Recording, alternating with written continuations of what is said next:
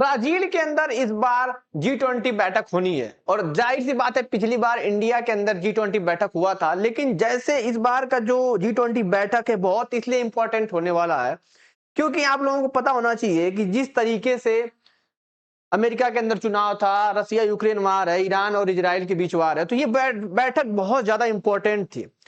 तो इसका बैठक इस बार ब्राजील के अंदर होने वाला है।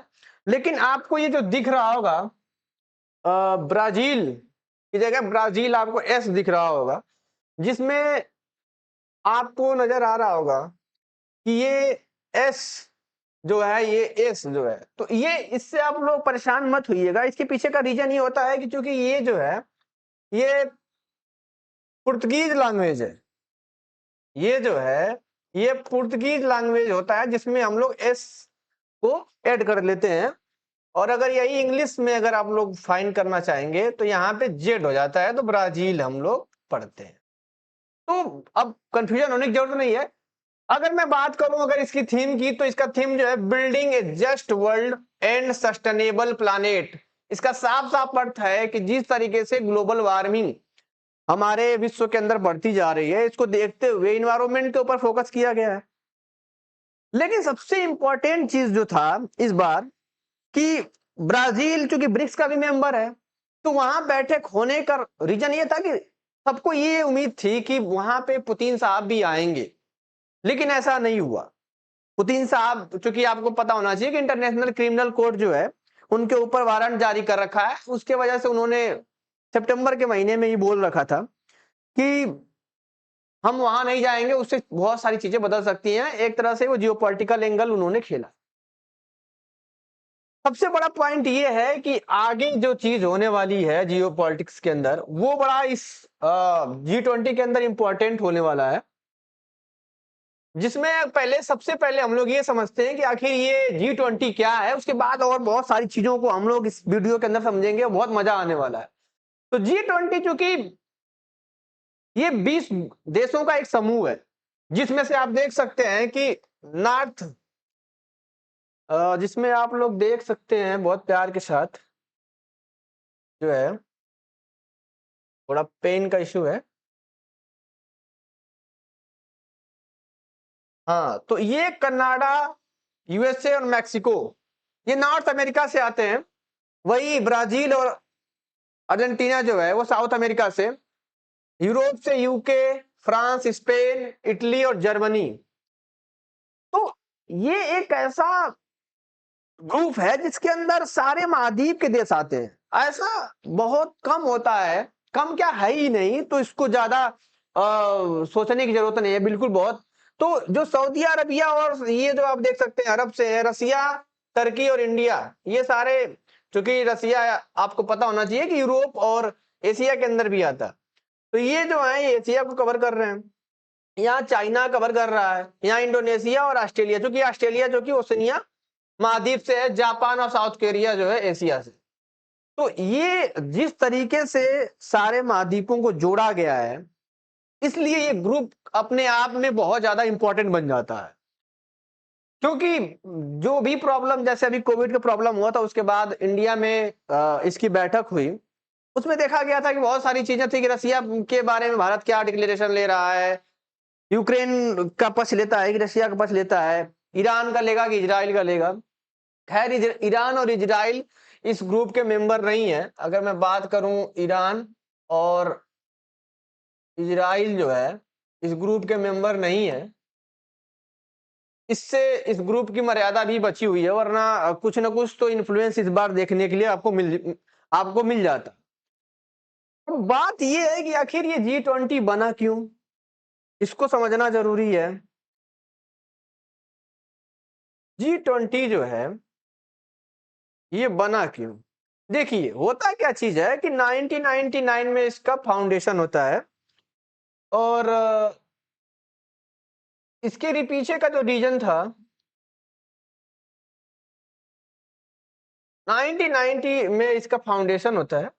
इसके पीछे था कि जो एशिया के अंदर जो थी उस समय इकोनॉमिक क्राइसिस था, इसको लेकर के जो एशियन कंट्री थी वो बहुत चिंतित हुई। तो G7 की पहल थी, और G7 ने कहा एशिया वाले भाई हम चाहते हैं कि G20 एक ऑर्गेनाइजेशन बने जिसके वजह से ये आर्थिक जो क्राइसिस है, जिसको हम लोग बोल सकते हैं कि वित्तीय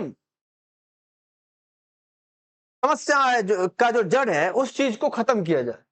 उसके लिए G7 ने एक आगे पहल लाया और उसमें इस चीज को लेकर के बात चर्चा चली। आप देख सकते हैं ग्राफ में कि ये 1998 के अंदर जो है क्राइसिस का जो ग्राफ है वो गिरा, मतलब जिस तरीके से जीडीपी जो है वो गिरी, उसके बाद ये सारी चीजें जो है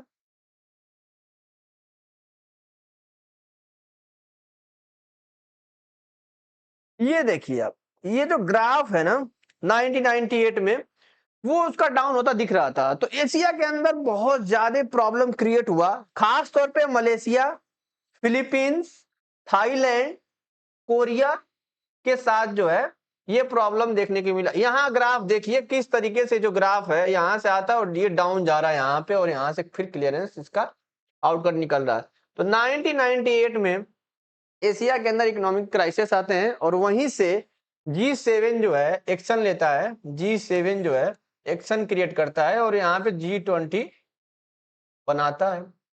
लेकिन उस समय का जो कंडीशन था, G7 सिर्फ और सिर्फ फाइनेंशियल टास्क को ही ये काम दिया था। G7 जो था वो फाइनेंशियल टास्क को ही ये काम दिया हुआ था। तो अब ये ऐसा चलता चला गया। उस समय का जो कंडीशन थी, आरबीआई जैसे यहाँ का सेंट्रल गवर्नमेंट है, इंडिया का जो सेंट्रल गवर्नमेंट आरबीआई है, और फाइनेंस मिनिस्टर, जैसे इस समय फाइनेंस मिनिस्टर जो निर्मला सीतारमन है, उसी तरीके से उस समय फाइनेंस मिनिस्टर और जो आरबीआई, मतलब जैसे यहाँ का सेंट्रल गवर्नमेंट है, वैसे सारे देश के जो सेंट्रल गवर्नमेंट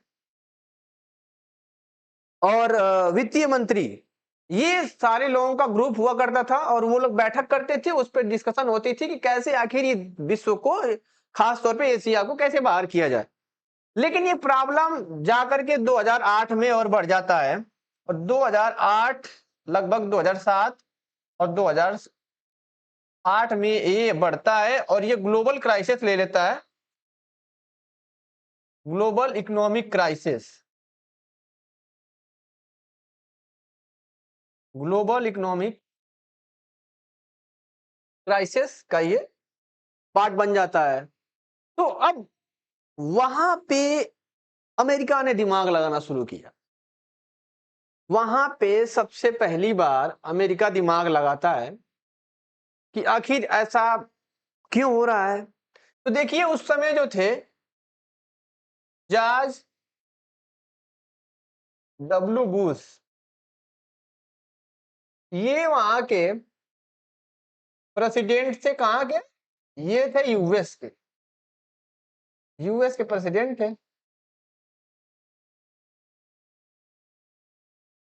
अब कहते हैं कि ये सिर्फ फाइनेंशियल टास्क ही नहीं होगा, अब ये शेरपा ट्रैक में भी कन्वर्जन होगा। मतलब साफ था कि अब जो हेड ऑफ नेशन, मतलब जैसे किसी देश का हेड प्रेसिडेंट है, कोई प्राइम मिनिस्टर है, उसकी भी बैठक साथ साथ होगी। तो अब इसका रीजन ये था कि जिस तरीके से अमेरिका के अंदर, कनाडा के अंदर खास तौर पे इकोनॉमिक क्राइसिस आया, तो बात बढ़ना शुरू हो जाती है।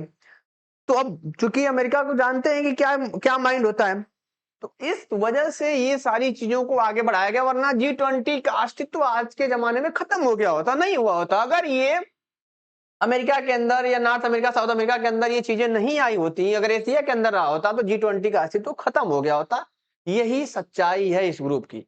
लेकिन आखिर ये ग्रुप इतना इंपॉर्टेंस क्यों हो जाता है, कि आखिर इतना ज्यादा आज के जमाने में किसी ग्रुप को कौन पूछने वाला है? यूएन, यूनाइटेड नेशन तो जानते हैं कि पूरा ग्लोबल लेवल पे है, उसको तो कोई पूछ नहीं रहा है भाई, तो इसको फिर क्यों कोई पूछे? तो सबसे बड़ा रीजन ये है कि जो भी ग्रुप G20 ग्रुप का जितना बड़ा इसका ओहदा है, आखिर क्यों है भाई?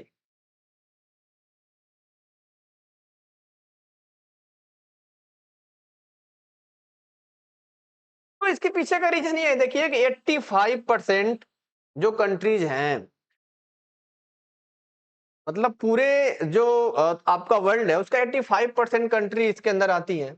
यूनाइटेड नेशन 25%, मतलब ये जीडीपी का शेयर दिखा रहा है आपको कि जीडीपी का जो शेयर है वो किस तरीके से है। यूरोपियन यूनियन जो है 7.78% है, ब्राजील का 1.2% है, साउथ कोरिया का 1.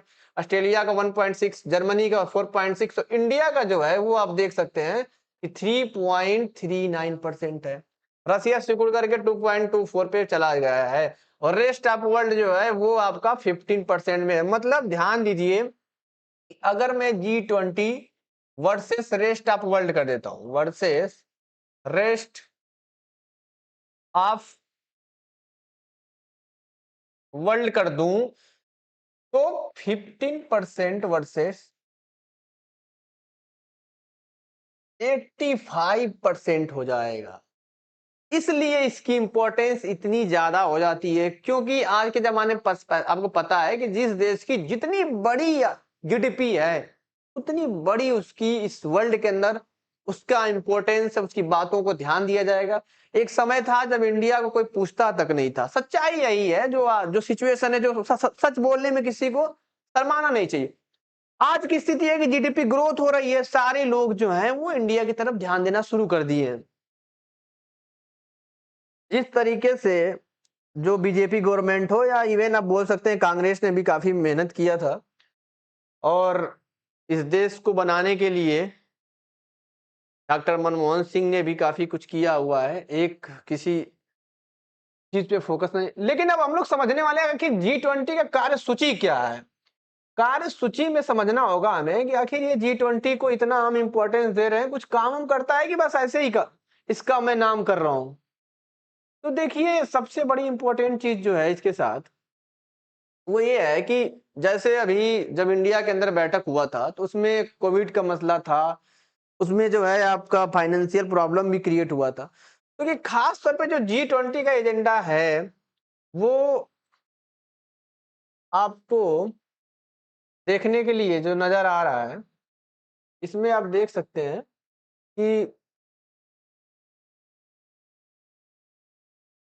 एंटी करप्शन, ट्रेड का सेंस है कि जैसे मान लीजिए कि कैसे ट्रेडिंग करना है, किस तरीके से, जैसे अफ्रीका के अंदर इस समय इकोनॉमिकल क्राइसिस चल रहे हैं, इसको कैसे बचाना है, ये सारी चीजें फोकस करना। क्लाइमेट चेंज ये सबसे बड़ा इस समय का मुद्दा है, का थीम है वो अभी क्लाइमेट चेंज पे ही बेस्ड है। जैसे पिछली बार का जो थीम था वसुदेव कुटुंबकम, वो एक तरह से पूरे परिवार को जोड़ने की बात चल रही थी, क्योंकि उस समय युद्ध इजराइल ईरान के बीच और वही आपका यूक्रेन और रसिया के बीच वार चल रहा था। उसी तरीके से इस बार जिस तरीके से आप लोगों ने देखा होगा कि टेम्परेचर 15 क्रॉस जा रहा था, 15 डिग्री क्रॉस जा रहा था, उसको देखते हुए ये क्लाइमेट चेंज पे इस बार का थीम भी है। सस्टेनेबल डेवलपमेंट जो कि फ्यूचर के लिए बहुत इंपॉर्टेंट है, इस पे भी बात चल रही है, क्योंकि जो इस बार की बैठक है री डे जेनेरियो के अंदर अर्थ समिट भी वहीं हुआ था, और सस्टेनेबल डेवलपमेंट पे बात 1992 में वहीं पे हुआ था। कहां पे? री डी जेनेरियो, यहाँ पे, जो कि आपका ये ब्राजील के ही अंदर आता है, जहां पे इस बार की बैठक होनी है।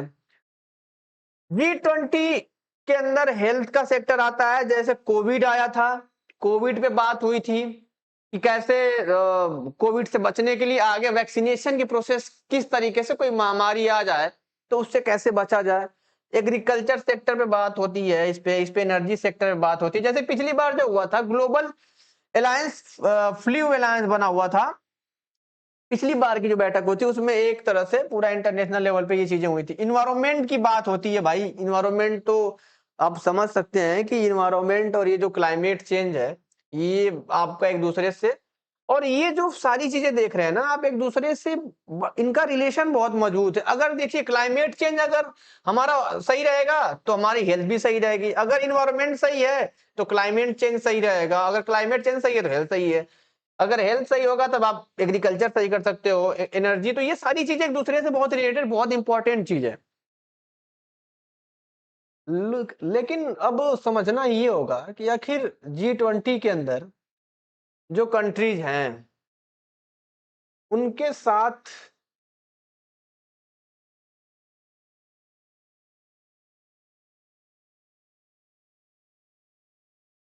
थोड़ा पेन का इशू है।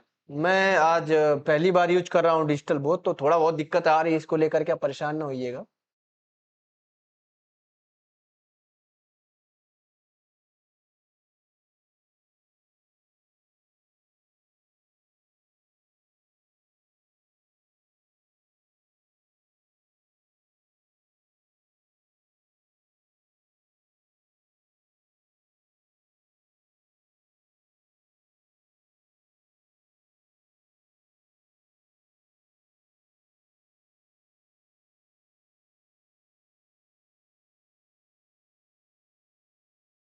देखिए सबसे बड़ी चीज थी कि आखिर इसका कैसे कैसे जो G20 वो कैसे बढ़ना शुरू होता है। 1919 में जब एशियन क्राइसिस आता है, उसके बाद ये 2007 में अपग्रेड कर दिया था, हेड ऑफ स्टेट बैठना शुरू होते हैं, जबकि मैं बता चुका हूं आपको कि डब्ल्यू बुश 2009 में जो है वो designated as the premier forum of the international ये कॉपरेशन शुरू करता है।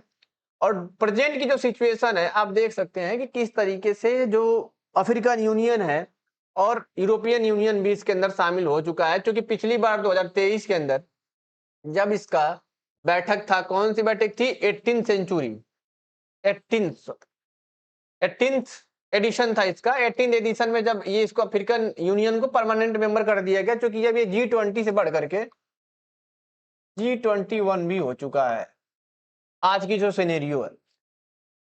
लेकिन अब समस्या ये आता है कि अफ्रीकन यूनियन भी आ गया, यूरोपियन यूनियन भी आ गया। अफ्रीकन यूनियन को जोड़ने के पीछे जो भारत का मंशा था वो इससे दिख रहा है कि अभी जब मोदी वहां पे जा रहे हैं G20 के अंदर भाग लेने, तो वो नाइजीरिया में जाते हुए दिखाई दे रहे हैं। और नाइजीरिया में जा रहे हैं, इसके पीछे का रीजन ये है कि जैसे नरेंद्र मोदी नाइजीरिया में जाना है तो उसके पीछे एक बड़ा कॉन्सेप्ट लगा करके वो जा रहे हैं, क्योंकि वहां पे क्रूड ऑयल है और नाइजीरिया का जो पॉपुलेशन है उसको देखते हुए, वहां की मार्केट को देखते हुए और जिस तरीके से उसका मुस्लिम वर्ल्ड में पैठ है उसको देखते हुए नरेंद्र मोदी ने यह कदम उठाया। बहुत अच्छा, बहुत सराहनीय कदम माना जा सकता है उसको। कुछ फंक्शन पे हम लोग टॉपिक पे अगर बात करें, जैसे फंक्शनिंग होता है, तो देखिए इसके अंदर फंक्शनिंग से पहले हम लोग ट्राइका क्या होता है उसको समझते हैं। ट्राइका का सेंस ये होता है कि जैसे मान लीजिए इससे पहले इंडोनेशिया को था, इससे उसके बाद किसका बना, इंडिया का बन गया, इंडिया के बाद ब्राजील, ब्राजील के बाद अब होगा साउथ अफ्रीका। कहां पे होगा, साउथ अफ्रीका। तो ट्राइका क्या बन जाएगा फिर आगे जो है, ये बन जाएगा आपका इंडिया, ब्राजील और साउथ अफ्रीका। मतलब इससे पहले कौन सा देश के अंदर G20 की बैठक हुई, उसके बाद अभी किसका बैठक हो रहा है और उसके बाद किसका होने वाला है, उसको बोलते हैं ट्राइका फॉर्म। मतलब 3 देशों का एक ऐसा फॉर्म होता है जिसमें पता चलता है पास्ट, प्रेजेंट और फ्यूचर। PPF का कॉन्सेप्ट बनता है इस पे। इसके G20 इसलिए भी इंपॉर्टेंट है कि देखिए 75% जो वर्ल्ड ट्रेड है वो इन्हीं देशों के बीच में होता है।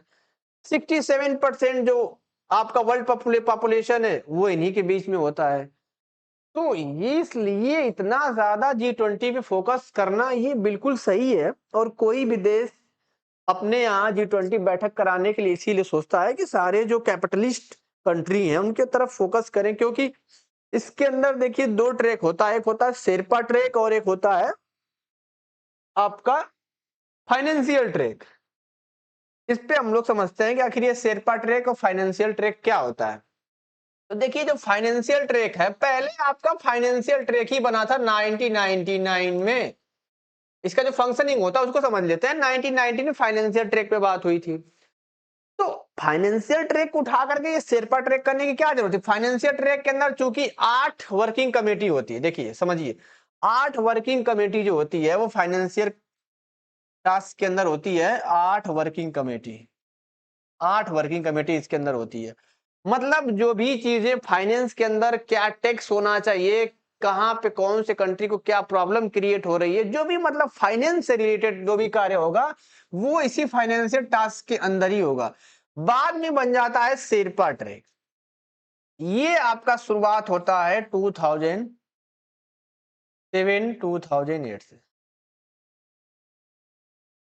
शेरपा ट्रैक क्या होता है कि हर एक देश का, जैसे मान लीजिए इंडिया का है तो एक शेरपा होगा, और वही शेरपा जो है जो भी साल भर बैठक, चूंकि जो G20 है वो साल भर बैठक चलती रहती है, इसके अंदर 13 वर्किंग कमेटी होता है शेरपा ट्रैक के अंदर। 13 वर्किंग कमेटी, वर्किंग कमेटी बोल लीजिए, वर्किंग टास्क। तो अब फाइनेंशियल टास्क का काम है फाइनेंस पे बात करना। शेरपा ट्रैक का काम होता है कि फाइनेंस को छोड़ करके जैसे जो भी टास्क होंगे वो सारे शेरपा ट्रैक पे ही बात होगा। जैसे सस्टेनेबल डेवलपमेंट हो गया, एंड टेररिज्म हो गया, उसके बाद आपका क्लाइमेट चेंज हो गया, ये सारे शेरपा ट्रैक के अंदर आते हैं। ये सारे जो है आपके शेरपा ट्रैक के ही अंदर आ जाते हैं। तो ये साल भर चलने वाली प्रक्रिया का एक हिस्सा होता है, और शेरपा जो होते हैं वो हर एक देश का जो हेड ऑफ नेशन होता है उसका एक प्रतिनिधि होता है। जैसे फिलहाल जो है 19 कंट्री +2, मतलब 1 यूरोपियन यूनियन और 1 जो है आपका अफ्रीका यूनियन है। तो ये 19 जो कंट्री है ना, इनके एक एक शेरपा होंगे, और ये शेरपा साल भर एक दूसरे से कनेक्ट होते हैं और हर अपनी अपनी समस्याओं को और अपने अपनी समाधान को सामने रखते हैं। और लास्ट में जब ये मीटिंग खत्म होती है तो एक डिक्लेरेशन होता है। जैसे पिछली बार भी एक डिक्लेरेशन हुआ था 2023 के अंदर, क्या डिक्लेरेशन हुआ था उसकी उसकी चर्चा थोड़ा हम लोग कर लेते हैं खास तौर पे, तो ज्यादा सही रहेगा। देखिए पिछली बार का जो डिक्लेरेशन था वो ये है, थोड़ा याद करिए, बहुत मजा आएगा कि आखिर ये क्या डिक्लेरेशन था। तो देखिए जो डिक्लेरेशन था इसके अंदर जो कंसेंसस एंड यूक्रेन वार की बात चल रही थी उस समय, full consensus of the Delhi declaration जो था वो India middle east economic corridor, ये बड़ा इंपॉर्टेंट चीज है। ये जो India middle east Europe economic corridor है, इसी चीज को लेकर के, चूंकि जो ईरान और हमास के बीच जो वार ईरान और इजराइल के बीच जो वार चल रहा है वो इसी को लेकर के चल रहा है। कैसे, देखिए समझिए, क्योंकि ये जो चाइना है, रसिया, उसके बाद आप देखिए यहां पे आ जाता है ईरान, जो कि एक प्यादे का घोड़ा है। चाइना और रसिया नहीं चाहते कि ये आपका India middle east economic corridor बने, ये चाहते ही नहीं। क्योंकि अगर ये बन जाता है तो जाहिर सी बात है कि सारी चीजों की जो फैसिलिटी है, मतलब यूरोप के अंदर इंडिया को पहुंचना, इंडिया को फायदा है इससे। चाइना का जो आरईसी प्रोजेक्ट है, चाइना के अंदर जो आरईसी प्रोजेक्ट है चाइना का, जिससे वो पूरा वर्ल्ड में बेल्ट इनिशिएटिव आरईसी प्रोजेक्ट जो है खास तौर पे, वो चाहता है कि हम अपना सारा जो है एक ऐसा इनिशिएटिव करें जिसके वजह से हम पूरे वर्ल्ड के अंदर जाकर के अपना कार्य कर पाए। तो ये जो इसका प्रोजेक्ट है वो फ्लॉप हो जाएगा, उसको लेकर के चाइना बहुत परेशान था। इसकी वजह से ये जो खासतौर पे इजराइल और इसके बीच जो युद्ध चल रहा है, इसका सबसे बड़ा रीजन ये है, ये सबसे बड़ा रीजन ये है। उसके बाद recognise the Bharat across the gold, और उसके बाद इसमें यह भी सबसे आउटपुट निकल करके आया था कि भारत को, मतलब चूंकि जो नेम प्लेट लगा हुआ था ना, जो नरेंद्र मोदी जहां बैठे थे वहां पे भारत लिखा हुआ था, इससे पहले जो आता था वो इंडिया लिखा हुआ था। जैसे देखिए चूंकि हमारे देश के जो हेड ऑफ है वो नरेंद्र मोदी, तो वहां पे उन्होंने भारत का नेम प्लेट लगा हुआ था, इंडिया नहीं था नेम प्लेट। तो ये रिकॉग्नाइज किया गया था कब, 2023 में। इस समय का जो माहौल है उसको लेकर के ब्राजील के अंदर हो रहा है। तो जरा आप इस चीज को समझिए कि इसको हम लोग समझेंगे। आखिर ब्राजील के अंदर हो रहा है, तो देखिए ये ब्राजील या ये आपका रियो डी जनेरिया है, यहाँ पे जब चीजें चलेंगी तो आखिर क्या क्या बात होंगी। बात होने का सेंस ये है कि रसिया, ये सबसे बड़ा एजेंडा सामने आएगा। इजराइल पे बात होने वाली है। जिस तरीके से ग्लोबल वार्मिंग है,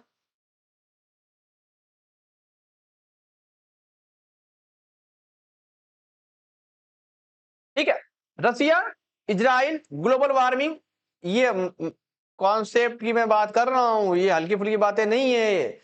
इस पे बात चलने वाली है, क्योंकि जिस तरीके से ब्रिक्स के अंदर रसिया ने डोमिनेट कर दिया है, अमेरिका की जो सुपरमेसी है उसको रसिया ने डोमिनेट किया है, उस पर उसको किस तरह से घेरने की कोशिश करी। उसके बाद UNSC, United nation security council, यहां पे सबसे बड़ा मुद्दा होने वाला है। इसके अंदर चेंजेस की बात हो सकती है, क्योंकि समझिए साउथ अमेरिका के अंदर ब्राजील सबसे बड़ा देश है। साउथ अमेरिका के अंदर अब इसका क्या ताल्लुकात है, क्योंकि ये अभी अपना यूएनएससी की डिमांड करता, भैया मुझे भी चाहिए, ये मांग उठाएगा। और इसको मांग बिल्कुल जायज है, होना चाहिए। चाइना को प्रॉब्लम है, चाइना काउंटर अटैक करेगा इसको। लेकिन चाइना क्यों नहीं करेगा, इसका भी कॉन्सेप्ट है। इसलिए नहीं करना चाहेगा क्योंकि ब्रिक्स, समझिए मेरी बात को, क्योंकि ब्रिक्स का ये एक भी, यहाँ देखिए चाइना है, यहाँ साउथ अफ्रीका है। साउथ अफ्रीका की बात चल रही है कि हमको भी दे दो, रसिया ऑलरेडी है ही है, चाइना है, इंडिया, साउथ अफ्रीका और ब्रिक्स, सॉरी ब्राजील, ब्राजील समझे, ब्राजील, इंडिया और साउथ अफ्रीका, ये जो तीनों अभी देखिए मेरी और कितना मतलब कॉन्सेप्ट की बात समझिए जरा, और कितनी मजेदार बात है कि अभी इंडिया ने किया, यहाँ ब्राजील कर रहा है और अगली साल रसिया करेगा, अरे सॉरी साउथ अफ्रीका करेगा। तो जब साउथ अफ्रीका करेगा तो ये सारी चीजें मतलब कॉन्सिक्वेंस 2023 के अंदर इंडिया, 2024 के अंदर ब्राजील और 2025 के अंदर साउथ अफ्रीका करेगा। यहाँ पे प्रॉब्लम ये हो सकती है कि G20 को अमेरिका बोले कि थोड़ा सा इसकी प्रायोरिटी कम कर दे, लेकिन ऐसा हुआ नहीं है, क्योंकि जो बाइडेन वहां पे पहुंच चुके हैं और सारे हेड ऑफ नेशन वहां पे पहुंच चुके हैं, जिनपिंग भी पहुंच चुके हैं, नरेंद्र मोदी पहुंच चुके हैं, पुतिन साहब वहां नहीं गए हैं, ठीक है नहीं गए, कोई बात नहीं, वो अपना गेम खेल रहे हैं, अच्छी बात। तो ये सारे जो टॉपिक मैंने बताया आपको, यहाँ पे वहां चर्चा होने वाला है खास तौर पे, और ये बहुत आगे के लिए, फ्यूचर के लिए बहुत इंपॉर्टेंट मीटिंग है। इससे क्या आउटपुट निकल करके सामने आएगा, हम नेक्स्ट वीडियो में बात करेंगे। तब तक के लिए जय हिंद, जय भारत।